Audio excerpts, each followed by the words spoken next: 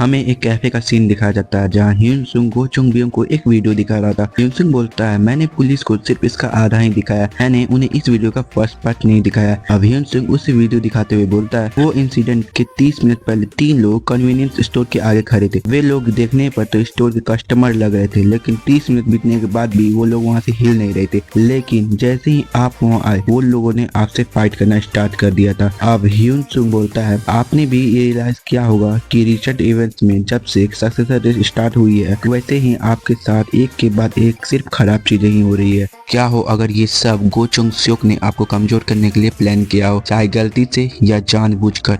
अब गो चुंग बियोंग सोचता है सच कहूँ तो मुझे शक था, लेकिन मैं ये मानने को तैयार नहीं था कि ये सब मेरा छोटा भाई कर सकता है। अब वो बोलता है तो तुम मुझे ये सब क्यों बता रहे हो। अब ह्यून सुंग सोचता है म्यूजिन कंस्ट्रक्शन अभी तक इससे केवल देश में ही मान्यता मिली है, लेकिन अपनी सॉलिड कैपिटल और टेक्नोलॉजी के कारण काफी सक्सेस हुई है। इसके लिए चेयरमैन गो म्यूजिन का थैंकफुल होना चाहिए कि उन्होंने उन घरों के साथ कभी भी नहीं खेला जहाँ लोग रहते थे। उन्हीं की वजह से म्यूजिन कंस्ट्रक्शन टॉप रैंक में आता है। अब ह्यून सुंग अपने पास्ट का एक सीन याद करता है जहां वो बोलता है गो चुंग स्योक ने प्रॉब्लम क्रिएट करना स्टार्ट कर दिया था। वो सक्सेसर के पोजीशन को लेना चाहता था, इसके लिए उसने बहुत सारे कांड किए, मगर बाद में गो चुंग बियोंग को इस सब के बारे में पता चल गया। वो गुस्से में अपने छोटे भाई को मार दिया, जिसके बाद गो चुंग स्योक परमानेंटली डिसेबल हो गया। इसके बाद गो म्यूजिन अनाउंस करते हैं कि उनके दोनों बेटे लायक नहीं है कि वो म्यूजिन कंस्ट्रक्शन को उनके हाथों में सौंपे। मैं सच कहूँ तो म्यूजिन कंस्ट्रक्शन के लिए ये अच्छा होगा कि इसका फ्यूचर ना बदले, लेकिन इससे मुझे क्या।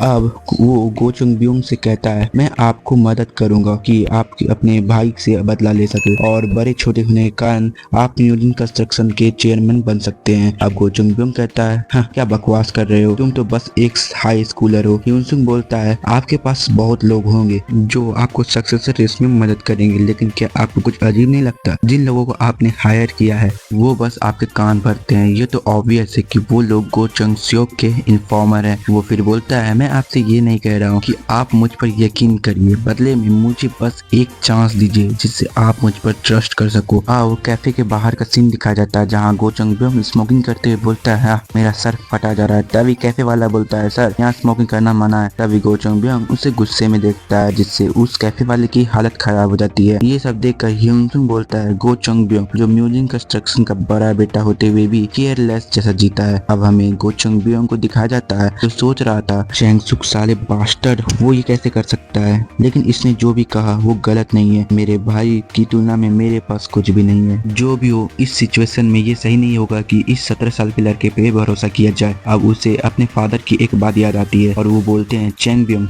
अगर तुम्हारे पास कोई स्किल नहीं है तो उस स्किल वाले को अपने पास रखना बेहतर होगा। उनकी एज, जेंडर और सिचुएशन के बारे में चिंता मत करना। अगर तुमने उन स्किल लोगों को अपने साथ रखा तो तुम इस म्यूजिन कंस्ट्रक्शन को लीड कर सकोगे। अब वो बोलता है जो भी हो। वो अंदर जाकर बोलता है मुझे अपना प्लान बताओ, मैं सुनकर एक डिसीजन लूंगा। अब हमें गो चुंग स्योक को दिखाया जाता है जहाँ वो किसी से बात कर रहा था और वो बोलता है तो ये हुआ था तुम साले बास्टर्ड।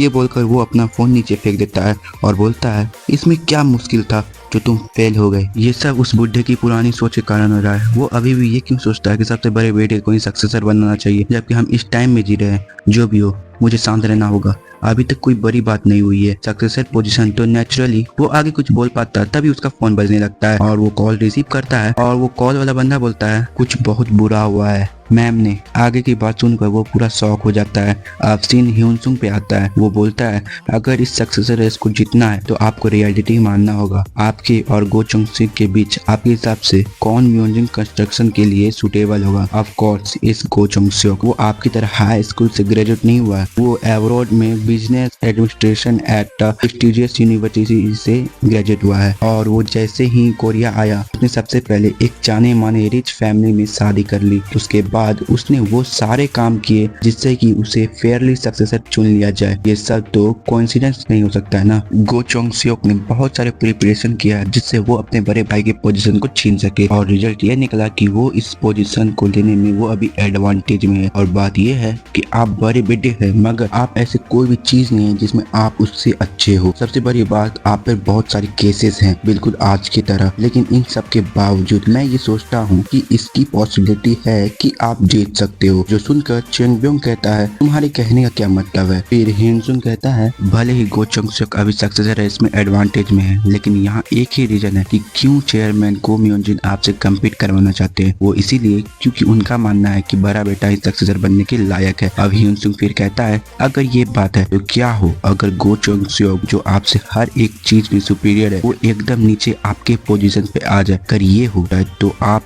क्या सोचते हैं। अगर आपके पास वही स्किल आ जाए तो चेयरमैन गो म्योंजिन के पास है, और जब आप दोनों में चुनने की बात आएगी, जब भी कंपटीशन शुरू होगा तो आप अपने सेम लेवल के अपोनेंट के साथ खड़े होंगे। आपके पास बड़े बेटे होने का एडवांटेज भी होगा। के बाद आप कभी भी नीचे नहीं झुकोगे। अगर आप सक्सेसर वॉर जीतना चाहते हो आपको 3 चीजों की जरूरत होगी। पहला है बैकग्राउंड, और आप इससे पहले ही खो चुके हो। दूसरा है रेपुटेशन, मुझे लगता है कि मुझे ये बताने की जरूरत नहीं है कि आपकी रेपुटेशन क्या है। और आखिरी में तीसरा चीज एबिलिटी, आप दूसरी औरतों के साथ मिलकर नशा कर रहे थे। चेंग सुक अपने आप को बिजनेस के लिए प्रूव कर रहा था। उसे कुछ खास करने की जरूरत नहीं थी क्योंकि वो जो भी करेगा आपसे तो अच्छा ही करेगा। तो आपसे हम इन 3 चीजों को हासिल करेंगे। पहली चीज बैकग्राउंड कैसे बना है। ऐसा नहीं है कि आप भी एक रिच फैमिली में शादी कर लोगे, इसीलिए हम चेंग सुक से उसकी वाइफ को अलग कर देंगे। एक बार अगर उसकी वाइफ का सपोर्ट हट गया तो उसका बैकग्राउंड भी गायब हो जाएगा। गो चंग सुक सीधा हमारे लेवल पे आ जाएगा। अब सीन चेंज होता है, हमें एक ऑफिस का सीन दिखाया जाता है जहाँ म्योंजिन कंस्ट्रक्शन कंपनी के चेयरमैन गो म्योंजिन होते हैं। अब चेंग सुक उनसे माफी मांग रहा था। फिर वो बोलते हैं तुम बास्टर्ड, मेरे पास तुम्हारे फादर इन लॉ का कॉल आया था। उन्होंने मुझे तुम्हें समझाने के लिए कहा है ताकि बात डाइवोर्स तक ना जाए। हमारी वाइफ ने भी कहा है कि वो यहाँ से कुछ टाइम के लिए जा रही है। चेंग सुक उनसे फिर से माफी मांगता है। फिर वो बोलते हैं सॉरी, मेरे गांड में गुस्सा,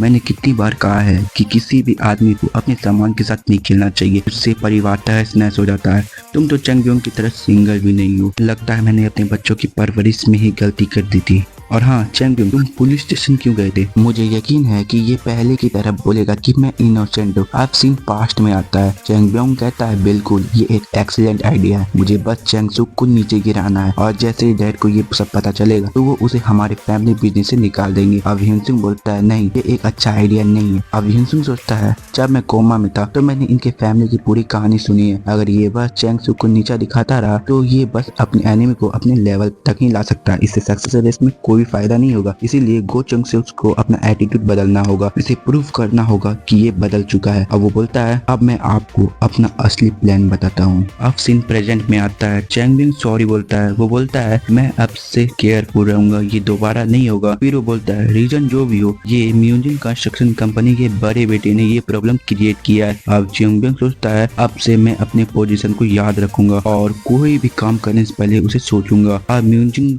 बोलते हैं मैंने सुना है कि उन लोगों ने तुम्हारे ऊपर पहले अटैक किया था, लेकिन तुमने अपना बेस्ट किया उनसे फाइट अवॉइड करने के लिए। तुमने अच्छा काम किया, तुमने अपने प्रॉब्लम को संभाल लिया। I am proud of you. अब वो दोनों ऑफिस से बाहर आ जाते हैं। चेंग सुक सोचता है सिट, मुझे नहीं पता कि किसने उसे होटल के बारे में बताया है। ये अपनी वाइफ के बारे में बात कर रहा है। अगर मुझे पता चल गया तो मैं उसे छोड़ूंगा नहीं। अब चेंग ब्योंग अलग ही दुनिया में है क्योंकि उसके फादर उसके साथ हमेशा स्ट्रिक्ट रहते थे, मगर आज पहली बार उन्होंने इसकी तारीफ की है। अब वो बोलता है उन्होंने मुझे शाबाशी दी है, उन्होंने मेरे कंधे पर हाथ रखा और बोला कि मैंने अच्छा काम किया। इस तरह की चीजें तो अब होती रहेंगी। अब हमें रात का सीन दिखाया जाता है जहाँ चेंग ब्योंग और ह्यून सुंग एक कार में बैठे हुए थे। चेंग ब्योंग बोलता है तुम्हारा शुक्रिया, मेरे फादर ने आज मुझे शाबाशी दी है। तुम मुझे बताओ कि मैं क्या करूं जिससे मैं चेयरमैन बन सकूं। तुम जो भी कहोगे मैं वो सुनूंगा। ह्यून सुंग बोलता है ज्यादा एक्साइटेड मत होइए, हमने बस आपके बैकग्राउंड को स्टार्टिंग लाइनअप पे लाया है। चेयरमैन बनने के लिए आपको बाकी दोनों चीजों पे भी कंप्लीट करना होगा। मेरे पास कुछ प्लान तो है मगर वो मैं आपको टाइम आने पे बताऊंगा। और हाँ, आज से आपको कंपनी में एक माइनर एम्प्लॉय के बेस पर ज्वाइन करना है। जिसे सुनकर चेंग ब्योंग कहता है तुम बोल रहे हो कि मैं एक माइनर एम्प्लॉय की तरह काम करूं, लेकिन मैं कैसे। फिर वो बोलता है नहीं, तुम जो भी कहोगे मैं वो करूंगा। अब ह्यून सुंग बोलता है एक और बात, आपको याद है ना कि कैफे में हमारे बीच क्या बात हुई थी। हम लोग एक साथ काम कर रहे हैं क्योंकि हम दोनों को एक दूसरे की जरूरत है। आपने प्रॉमिस किया था कि आपकी हेल्प करने के बदले आप मेरी एक विश को पूरी करेंगे। चेंग ब्योंग बोलता है बोलो, ऐसा कुछ भी नहीं है जो मैं तुम्हारे लिए नहीं कर सकता हूँ। ह्यून सुंग बोलता है अच्छी बात है, आप मेरे। अब सीन चेंज होता है जहाँ एक औरत युंग चुल को थप्पड़ मारती है और बोलती है तुम क्या सोचते हो मैंने पैसे ये सब तो सुनने के लिए फंसाए हैं। हम देखते हैं ये औरत जुंगमिनू की माँ होती है। फिर वो बोलती है तुम्हें उस बास्टर्ड को एक्सपेल करना होगा जिसने मेरे बेटे को मारा है, तुम समझ गए ना। यूंगचुल बोलता है यस मैम। फिर वो वहाँ से चली जाती है। यूंगचुल सोचता है फक, वो क्या चाहती है, मैं क्या करूँ। उसे ह्यूनसुंग की वो बात याद आती है जो उसने कही थी। अब वो ऑफिस रूम में आ जाता है। अब उसकी हालत खराब हो गई थी, उसे पता नहीं था कि उसे क्या करना चाहिए। अब वो सामने ह्यूनसुंग को देखता है जिसे देखकर वो शॉक हो जाता है। अब प्रिंसिपल बोलते हैं हमें मीटिंग स्टार्ट करनी चाहिए। सबसे पहले किम यूंगचुल बताएंगे कि क्या हुआ था। यूंगचुल खड़ा होता है और वो बोलता है ये पूरी तरह से क्लियर है, बुलीज अपने क्लासमेट को बुली किया करते थे और उन बुलीज में जुंगमिनू भी शामिल था। इस केस में अटैकर्स खुद को विक्टिम बता रहे हैं। और इसी के साथ हमारा ये वीडियो खत्म होता है। अगर आपको वीडियो पसंद आया तो वीडियो को लाइक, चैनल को सब्सक्राइब जरूर करिएगा।